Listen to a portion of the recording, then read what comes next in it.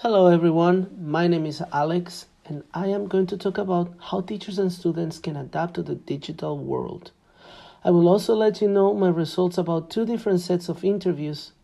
The first one gave me insights on how can teachers adapt technology in their classrooms, and the second one let me know how to know my students better and perhaps integrating this knowledge into applying better teaching practices.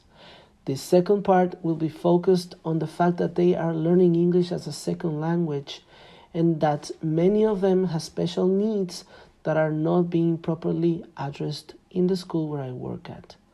Let's start with the first part, teachers in the digital age. Since I just conducted 3 interviews, it is important to understand that the results are going to be biased, although the results are quite expected from a particular case. We all teach grades 1 to 3, science and English. As you can see, all of them pointed out that the smart screen we use in our school is one of our favorite tools.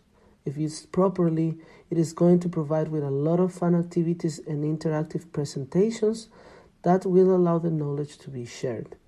An additional thing that most of us consider to be quite useful is the remote controller. It allows us to work freely around the class and not being stuck in a single space. Additionally, teachers mentioned toys with sound commands and being able to use their phones to look for information when required. There is a type of technology that we haven't used in my school and that was mentioned by one of the teachers, a green screen. He used it to teach thousands of students and he would be able to perform and impress them. We could also consider that in our school, especially for online classes. You can see that most of our teachers use technology very often in the classroom. The numbers didn't go lower than 50%. We also talked about how students can help us understanding if technology would work by noticing the reactions and using assessments to understand if the content was learned faster with a specific type of technology. Teachers agree that in order to understand how effective a type of technology is, we need to make sure it is used properly and not let it become a simple means of fun. Teachers also agreed that technology has made things easier in terms of knowledge acquisition and building bridges during the pandemic. They finally mentioned that our challenges are basically time-related. Our school has a busy schedule, and to learn and implement new stuff is quite hard.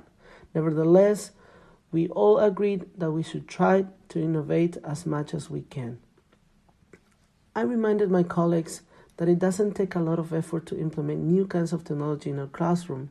Things like class blogs, live webcams, and translation devices can be set quickly and they don't need a lot of research or preparation. They will keep the students more engaged and teachers themselves will be released from having to catch their attention all the time. Okay, now let's move into the second set of interviews. I ended up interviewing 6 kids. Everyone wanted to be part of the interview and I couldn't say no. Even though this sample is still very little, there were some very interesting patterns and surprising answers that are definitely worth mentioning. Students have very diverse and interesting ways of dealing with their free time.